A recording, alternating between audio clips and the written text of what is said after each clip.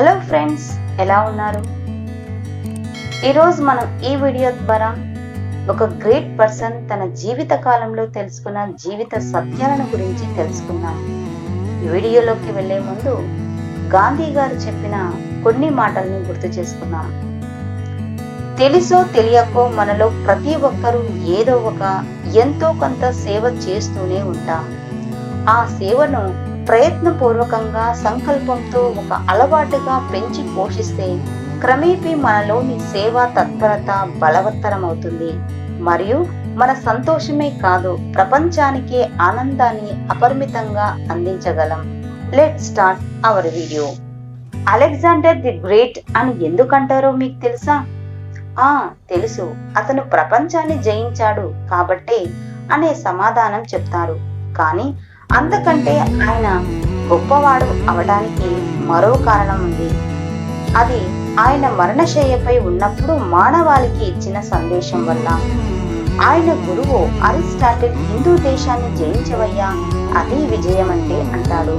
కానీ వారు చాలా ఆధ్యాత్మిక జ్ఞానులు, జాగ్రత్త సుమా అని చెప్పి పంపిస్తాడు.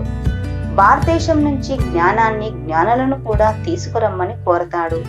అలెగ్జాండర్ తన జైత్రయాత్రలో భాగంగా మన దేశంలో ఒక మహర్షిని కలవడం జరిగింది. అప్పుడు అలెగ్జాండర్ తనను తాను పరిచయం చేసుకుంటూ, నేను ప్రపంచ విజేత అలెగ్జాండర్ ది గ్రేట్ అంటాడు. అయితే ఆ సమయంలో ఆ మహర్షి సూర్యోదయాన్ని ఆస్వాదిస్తూ ధ్యానంలో ఉన్నాడు. అలెగ్జాండర్ మరలా, నేను ప్రపంచ విజేత అలెగ్జాండర్ ది గ్రేట్ అన్నాడు. అప్పుడు ఆ మహర్షి అలెగ్జాండర్ వంక చూసి, నువ్వు నిజంగా గొప్పవాడివైతే చెప్పనక్కర్లేదు, చెప్పుకుంటున్నావంటే ఇంకా కాలేదన్నమాట. ముందు సూర్యునికి అడ్డు తప్పుకో అన్నారు. అప్పుడు అలెగ్జాండర్ తన వద్ద ఉన్న ప్రపంచ పటాన్ని చూపి తను ఎంత భూభాగాన్ని జయించాడో చూపిస్తాడు. దానికి ఆ మహర్షి, ఎందుకంత సమయం వృధా చేస్తున్నావు? నీకు కావలసింది 3 అడుగులే కదా అంటాడు. అది అలెగ్జాండర్ ఊహించని సమాధానం. నిజమే కదా అనే ఆలోచనతో భారతదేశాన్ని వెళ్ళిపోయేటప్పుడు బాబిలోనియా ప్రాంతంలో విషజ్వరం బారిన పడి తనకు మరణం ఆసన్నమైన తరుణంలో 3 విచిత్రమైన కోరికలు కోరాడు. ప్రపంచాన్ని జయించే నేపథ్యంలో తన మాతృమూర్తిని, మాతృదేశాన్ని మరలా చూసే అవకాశం రాని ఆ గొప్ప యోధుడు చనిపోయే ముందు తన సైన్యాధిపతులందరినీ పిలిచి వారితో ఆ 3 వింత కోరికలను చెప్పాడు. మొదటిది, తన శవపేటికను తన వ్యక్తిగత వైద్యులు మాత్రమే మోయాలి. రెండవది, తన శవయాత్ర మార్గంలో తాను దండయాత్రలో సేకరించిన బంగారం, వెండి, విలువైన రత్నాలను వెదజల్లాలి. ఇక మూడవది, తన 2 చేతులు శవపేటిక నుంచి 2 వైపులా బయటకు కనిపించేలా వేలాడదీయాలి. ఈ విచిత్రమైన ఆజ్ఞలు అందరికీ ఆశ్చర్యం కలిగించిన చక్రవర్తి ఆజ్ఞను ఎవరూ కాదనలేక మిన్నుకున్నారు. కానీ ఒక సైన్యాధికారి కొంచెం ధైర్యం చేసుకుని అలెగ్జాండర్ ను సమీపించి ఈ కోరికల వెనుకల ఉన్న అర్థమేమిటో చెప్పమని కోరాడు. అలెగ్జాండర్ ఇలా చెప్పాడు, నేను జీవితంలో నేర్చుకున్న పాఠాలను ప్రపంచానికి తెలియజేయాలనుకోవడమే దానికి కారణం. నా వైద్యులనే నా శవపేటికను మోయమనడానికి కారణం, మరణం ఆసన్నమైనప్పుడు ఏ వైద్యుడు మనల్ని రక్షించలేడు, బ్రతికించలేడు. మృత్యునిడలో వారు నిస్సహాయులు, అందుకే శరీరాన్ని నిర్లక్ష్యం చేయరాదు. ఇక నా 2వ కోరిక ద్వారా నేను చెప్పదలుచుకున్నది ఏమిటంటే, నా జీవితం అంతా ఈ ప్రపంచంలోని సంపదను పోగు చేయడానికి వెచ్చించాను. అయినా నేను దేనిని నా వెంట తీసుకెళ్లలేను. సంపదల కోసం పరితపించడం వృధా ప్రయాసం. ఇక మూడవ కోరిక ద్వారా నేను చెప్పదలుచుకుంది, ఈ ప్రపంచంలోకి నేను ఒట్టి చేతులతో వచ్చాను, తిరిగి ఈ ఖాళీ చేతులతోనే వెళ్ళిపోతున్నాను. ఈ 3 గుణపాఠాలు, జీవిత సత్యాలు ప్రపంచానికి, ప్రజలకు నా మరణం తర్వాత అర్థమయ్యేలా చెయ్యాలని నా కోరిక. ఈ సందేశాన్ని ఇచ్చిన అలెగ్జాండర్ నిజంగా ది గ్రేట్. కానీ అలెగ్జాండర్ ఈ సందేశాన్ని ఎప్పుడిచ్చాడు? అందరూ అనుకుంటున్నట్లు చనిపోయే ముందు కాదు, ప్రపంచాన్ని జయించిన తర్వాత. నాన్న ఇచ్చిన చిన్న రాజ్యంతో తృప్తిపడి జీవించి ఉంటే ఆయన సందేశం ఎవరికి కావాలి? 2000 సంవత్సరాల తర్వాత కూడా మనం ఆయన గురించి ఎందుకు చెప్పుకోవాలి? ఒక భిక్షహాడు కూడా శవపేటిక బయటకు చేతులు వేలాడదీసి ఇదే సందేశాన్ని ఇవ్వాలనుకున్నాడనుకోండి, అప్పుడు ప్రజలు ఏమనుకుంటారు?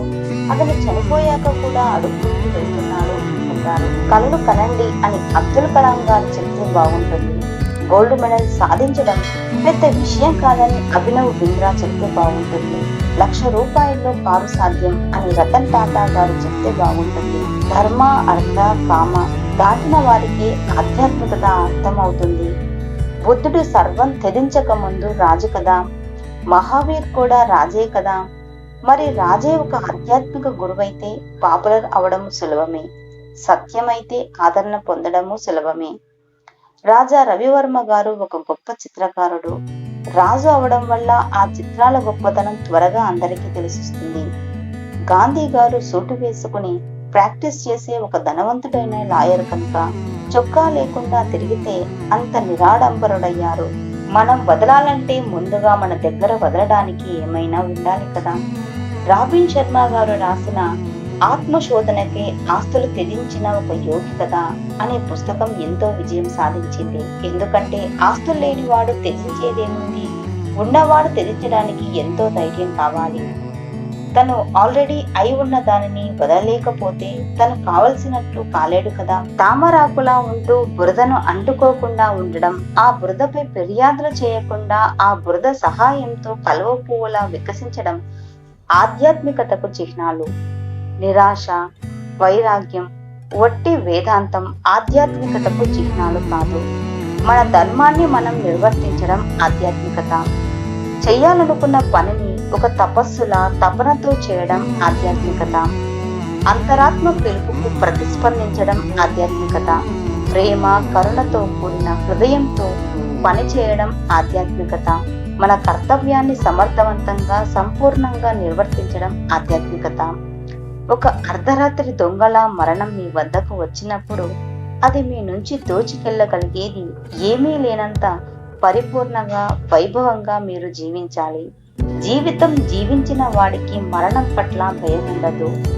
సోక్రటీస్ ను న్యాయమూర్తి అడుగుతాడు, నీ బోధనలను ఆపే, నీకు శిక్ష ఉండదు అంటారు. దానికి సోక్రటీస్, కోయిల పాడకపోతే దాని బ్రతికెందుకు, నేనా పని చేయలేను అంటాడు. అయితే ఎథెన్స్ నగరాన్ని వదిలి బయటికి వెళ్ళి నీ బోధనలు చెప్పుకో, అక్కడ మా చట్టం వర్తించదు, అలా చేస్తే కూడా నీకు శిక్ష పడదు అని న్యాయమూర్తి మరో అవకాశం ఇస్తాడు.